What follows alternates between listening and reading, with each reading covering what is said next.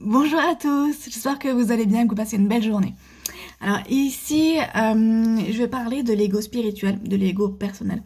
C'est la troisième vidéo que je fais parce qu'au départ je voulais faire une vidéo de 2 minutes 30 pour pouvoir être publiée sur les réseaux. En fait, j'ai trop de choses à dire, donc ce sera une courte vidéo sur YouTube. Il y aura seulement une partie qui durera 2 minutes 30 sur les réseaux sociaux Instagram, LinkedIn et Facebook. Et après, si vous voulez voir la suite, c'est sur YouTube. Ma chaîne Imago Marion. Ici, donc, hier, j'ai participé à un soin pour une personne qui avait des maux de tête.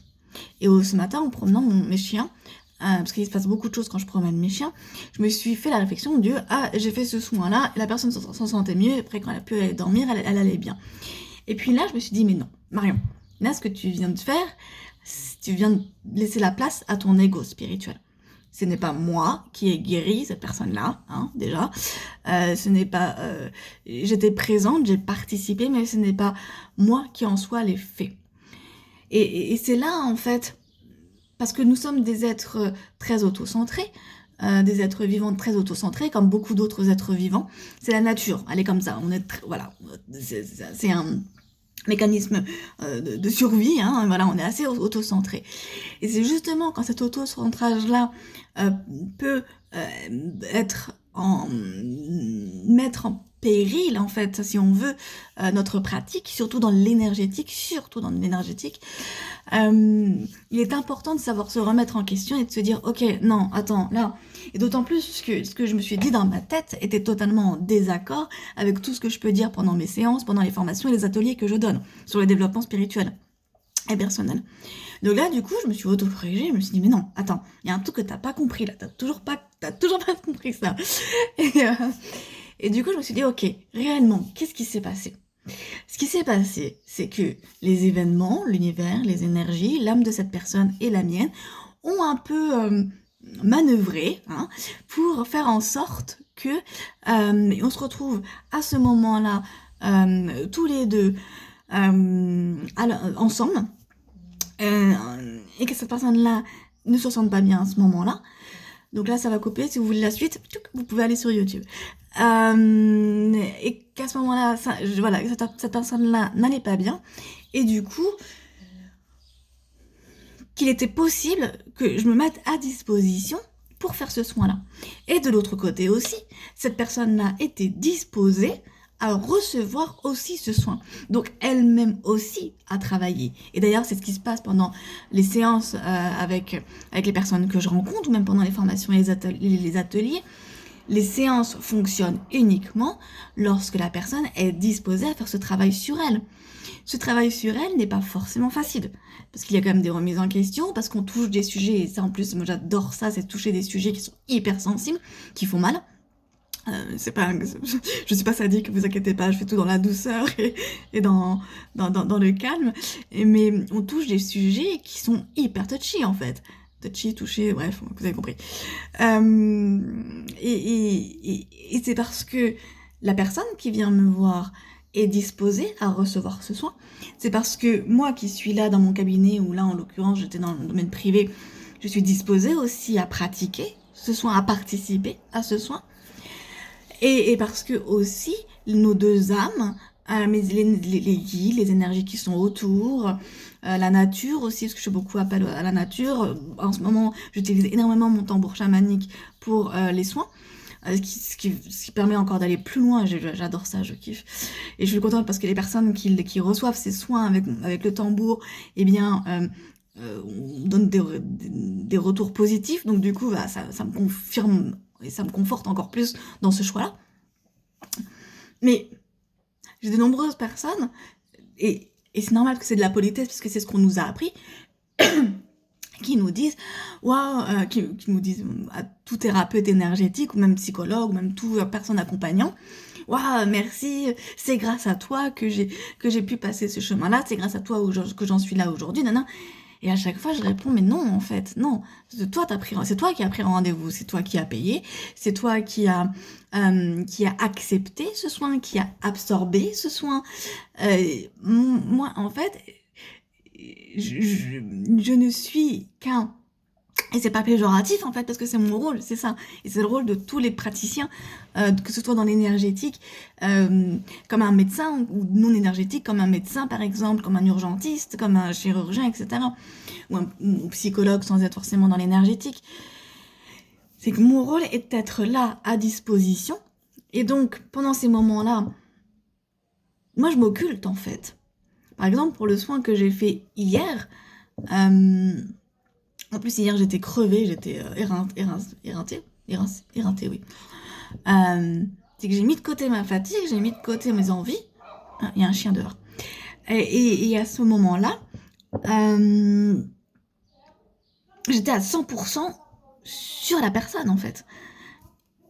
Je pensais pas à tiens, et puis après qu'est-ce que je vais faire, et puis tiens, et puis il y a encore si. Non, c'est que j'étais à 100% sur la personne et sur ce qui était en train de se faire. Et quand il y a un soin comme ça, et c'est pareil aussi pour les nettoyages de lieux, parce que je parle de séances, mais c'est le cas aussi pour des nettoyages de lieux, c'est le cas aussi pour des formations, c'est pas moi qui vais dire ah il faut que je fasse ci, puis ensuite il faut que je fasse ça, et puis ensuite je vais faire ci, que je vais faire ça. J'ai un épi. Non, c'est que en fait, un épi, c'est que en fait, je me mets totalement à disposition pour les énergies, pour l'âme de la personne en priorité, et si besoin pour des guides qui sont autour, pour d'autres énergies qui viennent aider. J'ai aussi souvent mes guides qui viennent m'aider pendant des soins ou des nettoyages de lieux, énormément. J'ai des guides préférés pour ça, privilégiés. Et alors, je suis juste dans l'exécution. Voilà, je suis juste dans l'exécution de qu'est-ce qui est à faire. Et dans les formations comme dans les séances, lorsque je donne l'hypnose, je suis plus là en fait. Moi, mon âme est là, mais ma conscience, Marion Mokhtari, la personne individuelle de la matière de la terre, elle est plus, je ne suis plus là. C'est mon âme qui est en exécution. En tout cas, c'est comme ça que je le ressens. Donc il n'y a plus aucune pensée, il n'y a plus rien qui me traverse, mis à part les images, parce que moi je vois énormément d'images, les sensations au niveau du corps, beaucoup aussi de plus en plus, qui se développent chez moi, parce qu'à la base c'était pas comme ça dans mes codes, parce que les codes, les clairsens, quand on ouvre ces clairsens, changent au fur et à mesure du temps, de la pratique. Au départ, moi j'ai eu la clairvoyance en grande majorité. Et par la suite, j'en ai développé d'autres. La clairconnaissance, énormément. La clairsentience, énormément aussi. En fait, non, je les ai tous développés maintenant. Mais bon, peu importe. Peu importe. Ça dépend, en fait, de la personne aussi qui est en face de moi.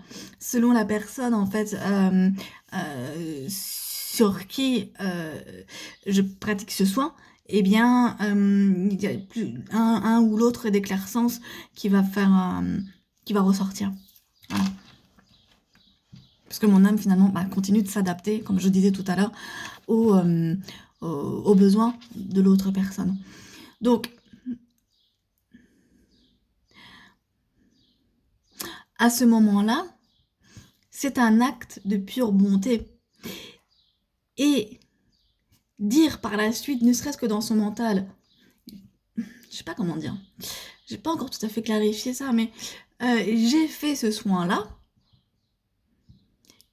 dans ma perception des choses, j'ai le sentiment que ça casse un peu le truc du quand j'y étais, j'ai tout donné, j'ai tout donné en fait.